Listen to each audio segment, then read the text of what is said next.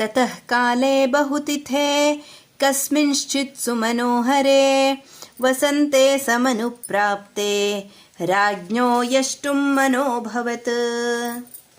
ಋಷ್ಯಶೃಂಗರು ಅಯೋಧ್ಯೆಗೆ ಬಂದು ಹಲವಾರು ದಿನಗಳು ಕಳೆದ ನಂತರ ಅತಿ ಮನೋಹರವಾದಂತಹ ವಸಂತ ಋತುವು ಆರಂಭವಾಗುತ್ತಿರಲಾಗಿ ದಶರಥ ರಾಜನಿಗೆ ಅಶ್ವಮೇಧ ಯಾಗವನ್ನು ಮಾಡಲೇಬೇಕು ಅನ್ನುವಂತಹ ಮನಸ್ಸು ಉಂಟಾಗುತ್ತೆ.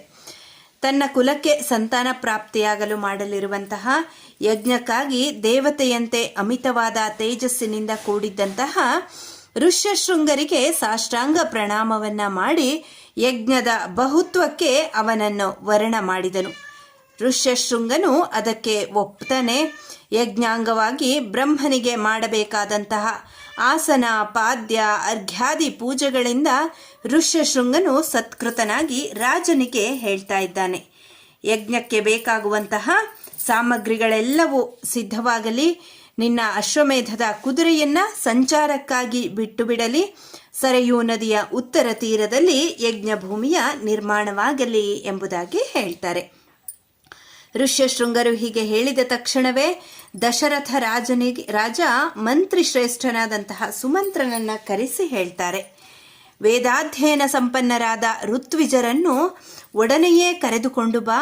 ಸುಯಜ್ಞ, ವಾಮದೇವ, ಜಾಬಾಲಿ, ಕಾಶ್ಯಪ, ಪುರೋಹಿತರಾದಂತಹ ವಸಿಷ್ಠರು ಮತ್ತು ಕರ್ಮನಿಷ್ಠರಾದ ಇನ್ನೂ ಇತರ ದ್ವಿಜೋತ್ತಮರನ್ನೂ ಕರೆದುಕೊಂಡು ಬಾ ಎಂಬುದಾಗಿ. ಶೀಘ್ರಗಾಮಿಯಾದಂತಹ ಸುಮಂತ್ರ ತಕ್ಷಣವೇ ಹೋಗಿ ವೇದಾಂಗ ಪಾರಂಗತರಾದಂತಹ ಋತ್ವಿಜರೆಲ್ಲರನ್ನೂ ರಾಜನ ಆಣತಿಯಂತೆ ಮರ್ಯಾದೆಯೊಡನೆ ಅರಮನೆಗೆ ಕರೆತರ್ತಾನೆ.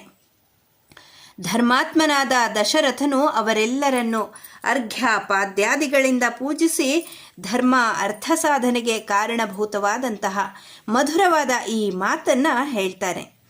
ಬ್ರಾಹ್ಮಣೋತ್ತಮರೇ, ಪುತ್ರಾರ್ಥವಾಗಿ ಅನುದಿನವೂ ಹಂಬಲಿಸುತ್ತಿರುವ ನನಗೆ ಜೀವನದಲ್ಲಿ ಸುಖ ಎಂಬುದೇ ಇಲ್ಲವಾಗಿದೆ. ಪುತ್ರ ಪ್ರಾಪ್ತಿಗಾಗಿ ಅಶ್ವಮೇಧ ಯಾಗವನ್ನು ಶಾಸ್ತ್ರವಿಹಿತವಾದಂತಹ ರೀತಿಯಲ್ಲಿ ಮಾಡುವ ಇಚ್ಛೆಯಿಂದ ನಾನಿದ್ದೇನೆ. ಋಷಿಪುತ್ರನಾದ ಋಷ್ಯಶೃಂಗನ ಪ್ರಭಾವದಿಂದ ಇಷ್ಟಾರ್ಥಗಳನ್ನು ಪೂರೈಸಿಕೊಳ್ಳುತ್ತೇನೆ. ದಶರಥ ಮಹಾರಾಜನ ಮುಖದಿಂದ ಈ ವಾಕ್ಯಗಳು ಹೊರಹೊಮ್ಮಿದ ಕೂಡಲೆಯೇ ವಸಿಷ್ಠ ಪ್ರಮುಖರಾದಂತಹ ಪುರೋಹಿತರು ಹೇಳ್ತಾರೆ, ಮಹಾರಾಜ, ನೀನು ಹೇಳುತ್ತಿರುವುದು ಸರಿಯಾಗಿಯೇ ಇದೆ, ಸಾಧು ಸಾಧು ಎಂದು ಹೇಳಿ ಗೌರವಿಸ್ತಾರೆ. ನಂತರ ಋಷ್ಯಶೃಂಗಾದಿಗಳು ರಾಜನಿಗೆ ಅಶ್ವಮೇಧ ಯಾಗದ ವಿಷಯವಾಗಿ ಹೇಳಲಿಕ್ಕೆ ಮುಂದಾಗ್ತಾರೆ. ಮಹಾರಾಜ, ಒಡನೆಯೇ ಯಜ್ಞೋಪಕರಣಗಳು ತರಲ್ಪಡಲಿ, ಅಶ್ವಮೇಧ ಅಶ್ವವು ವಿಮೋಚಿತವಾಗಲಿ, ಸರಯೂ ನದಿಯ ಉತ್ತರ ತೀರದಲ್ಲಿ ಯಜ್ಞವೇದಿಕೆಯು ನಿರ್ಮಿಸಲ್ಪಡಲಿ. ನೀನು ನಿಶ್ಚಯವಾಗಿಯೂ 4 ಮಹಾಪರಾಕ್ರಮಿಗಳಾದಂತಹ ಪುತ್ರರನ್ನು ಪಡೆದೇ ತೀರುತ್ತಿ, ಇದರಲ್ಲಿ ಯಾವ ಸಂಶಯವೂ ಇಲ್ಲ. ಪುತ್ರಾರ್ಥವಾಗಿ ನಿನಗೆ ಅಶ್ವಮೇಧ ಯಾಗವನ್ನು ಮಾಡಬೇಕು ಎಂಬಂತಹ ಒಂದು ಧರ್ಮ ಬುದ್ಧಿ ಉಂಟಾಗಿರುವುದರಿಂದಲೇ ನಿನಗೆ ಮಕ್ಕಳಾಗಿಯೇ ತೀರುವುದು ಎಂಬುದನ್ನು ನಿಶ್ಚಯಿಸಬಹುದಾಗಿದೆ. ಬ್ರಾಹ್ಮಣರ ಆ ಮಾತುಗಳನ್ನು ಕೇಳಿದಂತಹ ದಶರಥನಿಗೆ ಇನ್ನಷ್ಟು ಆನಂದ ಹೆಚ್ಚಾಗುತ್ತೆ. ಹರ್ಷಾತಿಶಯದಿಂದ ಅಮಾತ್ಯರಿಗೆ ಈ ಶುಭವಾರ್ತೆಯನ್ನು ಹೇಳ್ತಾನೆ ದಶರಥ. ನನ್ನ ಗುರುಗಳು ಹೇಳಿದಂತೆ ಯಜ್ಞ ಸಾಮಗ್ರಿಗಳು ಕೂಡಲೇ ಸಿದ್ಧವಾಗಲಿ. ರಕ್ಷಣೆಯಲ್ಲಿ ಸಮರ್ಥರಾದ ಯೋಧರೊಡನೆಯೂ ಉಪಾಧ್ಯಾಯರೊಡನೆಯೂ ಅಶ್ವಮೇಧದ ಅಶ್ವವನ್ನು ಬಿಟ್ಟು ಬಿಡಿರಿ. ಸರಯೂ ನದಿಯ ಉತ್ತರ ತೀರದಲ್ಲಿ ಯಜ್ಞ ವೇದಿಕೆಯು ನಿರ್ಮಿತವಾಗಲಿ. ವಿಘ್ನ ನಿವಾರಕಗಳಾದ ಶಾಂತಿಗಳು ಕಲ್ಪೋಕ್ತ ಪ್ರಕಾರವಾಗಿಯೂ ಶಾಸ್ತ್ರೋಕ್ತ ಪ್ರಕಾರವಾಗಿಯೂ ಮಾಡಲ್ಪಡಲಿ. ಪ್ರಪಂಚದಲ್ಲಿರುವ ಎಲ್ಲ ರಾಜರು ಈ ಯಜ್ಞವನ್ನು ಮಾಡಿ ಇದರ ಫಲವನ್ನು ಅನುಭವಿಸಬಹುದು. ಆದರೆ ಈ ಯಜ್ಞದಲ್ಲಿ ಸ್ವಲ್ಪವೇ ದೋಷ ಉಂಟಾದರೂ ಮಹತ್ತಾದಂತಹ ಅನರ್ಥಕ್ಕೆ ಕಾರಣವಾಗಿ ಬಿಡುತ್ತದೆ.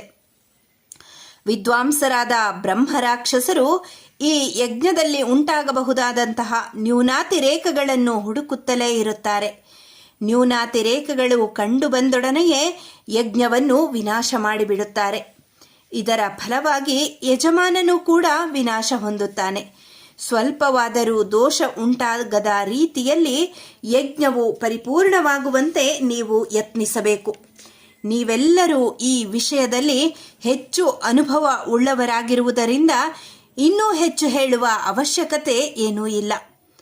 ಪಾರ್ಥಿವೇಂದ್ರನಾದ ದಶರಥನಿಂದ ಆಜ್ಞಪ್ತರಾದಂತಹ ಮಂತ್ರಿ ಪ್ರಮುಖರು ತಾವು ಹೇಳಿದಂತೆಯೇ ಮಾಡುತ್ತೇವೆ ಎಂದು ಹೇಳಿ ಸಂಗ್ರಹಣೆಯಷ್ಟಿಯೂ ಮೊದಲ್ಗೊಂಡು ಅಶ್ವ ವಿಮೋಚನೆ ಪರ್ಯಂತವಾಗಿ ಬೇಕಾದಂತಹ ಸಂಭಾರಗಳೆಲ್ಲವನ್ನೂ ಒಡನೆಯೇ ಸಿದ್ಧಪಡಿಸ್ತಾರೆ. ಆಗಮಿಸಿದ್ದಂತಹ ಬ್ರಾಹ್ಮಣರನ್ನು ಶ್ಲಾಘಿಸಿ ಅವರ ಅನುಮತಿಯನ್ನು ಪಡೆದು ತಮ್ಮ ತಮ್ಮ ನಿವಾಸಗಳಿಗೆ ತೆರಳುತ್ತಾರೆ. ಬಳಿಕ ದಶರಥನು ತನ್ನೊಡನಿದ್ದಂತಹ ಮಂತ್ರಿಗಳನ್ನು ಕಳುಹಿಸಿಕೊಟ್ಟು ಅಂತಃಪುರಕ್ಕೆ ತೆರಳುತ್ತಾನೆ. ಇಲ್ಲಿಗೆ ಬಾಲಕಾಂಡದ 12ನೆಯ ಸರ್ಗ ಸಮಾಪ್ತಿಗೊಂಡಿದೆ. ಧನ್ಯವಾದ.